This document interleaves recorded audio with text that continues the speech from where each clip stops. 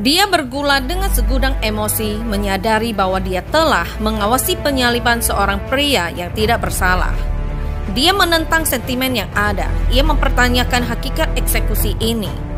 Transformasinya dipicu oleh berbagai adegan mulai dari penangkapan, persidangan, dan penyaliban Yesus. Ketika prajurit Romawi ini dipromosikan ke pangkat perwira yang terhormat, dia mengamati saat-saat terakhir Yesus di kayu salib. Ditemani oleh rekan-rekan prajurit yang berjaga-jaga, serangkaian peristiwa tidak terduga pun terjadi. Dampak seismik dari gempa bumi dan kejadian-kejadian supranatural lainnya membuat mereka tidak hanya sangat ketakutan, namun juga rasa kagum yang mendorong mereka untuk menyatakan bahwa ini adalah benar-benar anak Allah.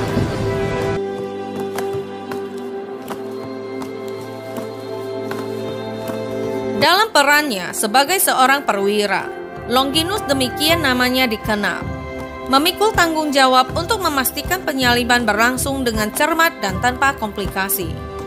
Biasa memimpin 100 tentara selama eksekusi seperti itu. Dia telah dipromosikan ke pangkat perwira yang terhormat karena keberanian dan kecerdasannya. Dia dengan setia melaksanakan perintah atasannya. Untuk ini, kita melihat apa yang terjadi pada prajurit Romawi yang melihat menit-menit terakhir Yesus.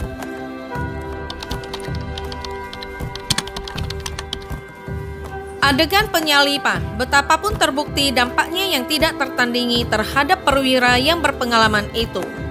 Bahkan sebagai seorang Romawi yang keras kepala, dia tidak bisa mengabaikan sifat luar biasa dari peristiwa ini yang menuntunnya untuk mengakui bahwa Yesus yang disalib tidak bersalah karena tidak melakukan kejahatan apapun. Perwira itu bergulat dengan segudang emosi, menyadari bahwa dia telah mengawasi penyaliban seorang pria yang tidak bersalah. Ini adalah kesimpulan yang dibuat oleh seorang veteran yang telah menyaksikan tindakan brutal yang tidak terhitung jumlahnya. Selain itu, dia juga menyaksikan para pemimpin agama Yahudi menuduh Yesus melakukan penghujatan dan membebaskan penjahat yang ditangkap oleh Pontius Pilatus. Perwira tersebut menentang sentimen yang ada. Ia mempertanyakan hakikat eksekusi ini. Transformasi perwira tersebut dipicu oleh berbagai adegan mulai dari penangkapan, persidangan, dan penyaliban Yesus. Khususnya, tangkapan Yesus terhadap ketidakadilan yang ditimpakan kepadanya oleh orang-orang sebangsanya, yang ditandai dengan sikap diam di hadapan tuduhan-tuduhan palsu tersebut, meninggalkan kesan yang tidak terhapuskan. Perwira itu merenungkan pertanyaan-pertanyaan imam besar tentang penegasan Yesus sebagai anak Allah dan penantian akan wahyu masa depannya sebagai anak manusia. Yang lebih mengintensifkan kesadaran perwira itu adalah ejekan kejam para prajurit gubernur terhadap Yesus. Dia ditelanjangi, dikenakan jubah ungu dan mahkota duri, menjadi sasaran ludah dan pukulan tanpa henti. Yesus menanggung penghinaan itu dengan diam. Upaya Pilatus yang sia-sia untuk menenangkan orang banyak tersebut dengan melepaskan Barabas dan menjadikan Yesus sebagai sasaran pencambukan menggarisbawahi mendalamnya kepedulian Yesus dalam mengampuni mereka, bukan pelariannya. Ini semua adalah pandangan Alkitabiah tentang apa yang dikatakan tentara Romawi itu ketika dia melihat saat-saat terakhir Yesus. Namun, ini kemudian dicampur aduk dengan berbagai mitos dan tradisi Kristen yang tidak sepenuhnya dapat dipercaya. Sekarang saya ingin berbagi dengan Anda suatu hal yang besar tentang pengakuan perwira yang bernama Longinus ini. Sebenarnya, nama prajurit ini tidak disebutkan dalam Injil kanonik.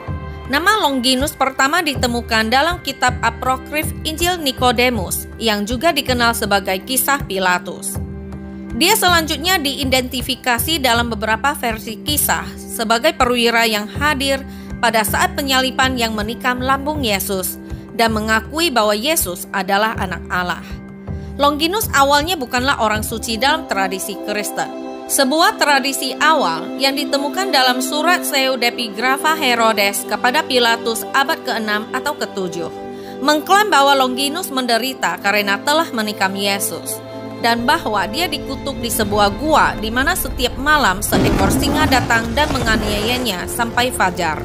Setelah itu tubuhnya disembuhkan kembali dalam pola yang akan berulang sampai akhir zaman. Kisah Longinus berkembang selama bertahun-tahun hingga ia dikatakan telah masuk Kristen setelah penyaliban Yesus, dan ia secara tradisional dihormati sebagai orang suci di Gereja Katolik Roma, Gereja Ortodoks Timur, dan beberapa komunitas Kristen lainnya. Tradisi selanjutnya mengubahnya menjadi seorang Kristen. Namun Sabine Baring-Gould, seorang pendeta Anglikan, mengamati dan mengatakan bahwa nama Longinus tidak dikenal oleh orang-orang Yunani sebelum Patriark Germanus pada tahun 715. Nama ini diperkenalkan di kalangan orang Barat dari Injil Apokrifa Nikodemus. Tidak ada otoritas yang dapat dipercaya mengenai kisah itu dan kemartiran orang suci ini. Nama ini mungkin dilatinkan dari bahasa Yunani. Kata yang digunakan untuk tombak yang disebutkan dalam Yohanes 19 ayat 34. Tombak tersebut dalam tradisi Kristen disebut tombak takdir atau tombak suci. Kemunculan nama Longinus yang paling awal diketahui ditemukan dalam manuskrip Injil Syria yang dijelaskan oleh Rabulas pada tahun 586. Nama ini ditampilkan dalam huruf Yunani horizontal sebagai Loginos. Nama Longinus dan tombak yang terkait telah memperoleh makna budaya dan okultisme seiring berjalannya waktu. Meskipun berakar pada tradisi Kristen khususnya dalam konteks penyaliban, sosok Longinus dan tombak suci telah menjadi subjek yang menarik dan ditafsirkan dalam konteks budaya dan mistik yang lebih luas. Legenda Kristen mengatakan bahwa Longinus adalah seorang perwira Romawi buta yang menusukkan tombak ke sisi tubuh Kristus pada saat penyaliban. Percikan darah Yesus yang jatuh ke matanya menyembuhkan dia. Atas mujizat ini, Longinus percaya kepada Yesus. Kebutaan atau masalah mata lainnya baru disebutkan setelah abad ke-10. Petrus Comestor adalah salah satu orang pertama yang menambahkan masalah penglihatan ke dalam legenda tersebut dalam teksnya, yang dapat diterjemahkan sebagai buta, penglihatan kabur, atau penglihatan lemah. Jadi dari penjelasan di atas, kita dapat menyimpulkan bahwa prajurit Romawi yang menikam Yesus dengan tombak mungkin tidak bernama Longinus. Meskipun ada tradisi yang tidak hanya menyebutkan namanya, tetapi juga memberikan sejarah penuh warna tentang eksploitasi selanjutnya. Sekarang, hal-hal apa yang sebenarnya terjadi di saat menit-menit terakhir kematian Yesus? Menurut catatan Injil dalam Perjanjian Baru, beberapa peristiwa penting terjadi ketika Yesus mati, seperti yang disaksikan oleh perwira Romawi yang sedang berdiri di sana. Dalam Injil Matius 27 ayat 51 mencatat bahwa pada saat kematian Yesus terjadi gempa bumi yang dahsyat dan tabir terbelah menjadi dua.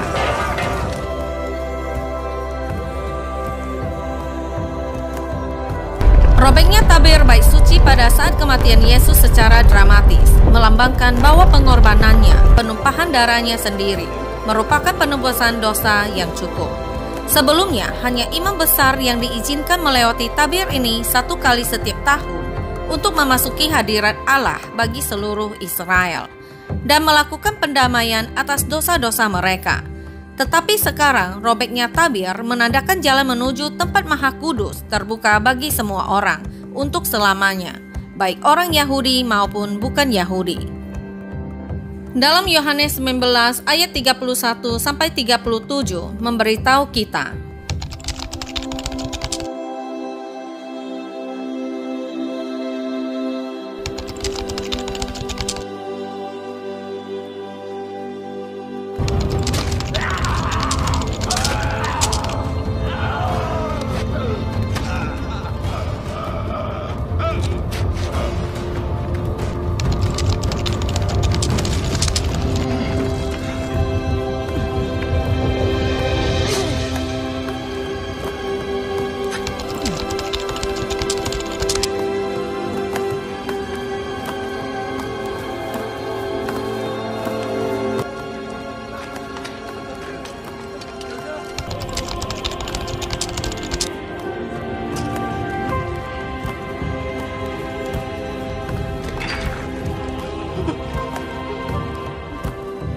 Dari kitab suci, inilah yang kita ketahui. Para prajurit, setidaknya 2 orang, ditugaskan untuk mematahkan kaki orang-orang yang disalib untuk mempercepat kematian. Kaki kedua pencuri yang disalib bersama Yesus patah. Namun para prajurit tidak mematahkan kaki Yesus karena mereka menemukan dia sudah mati.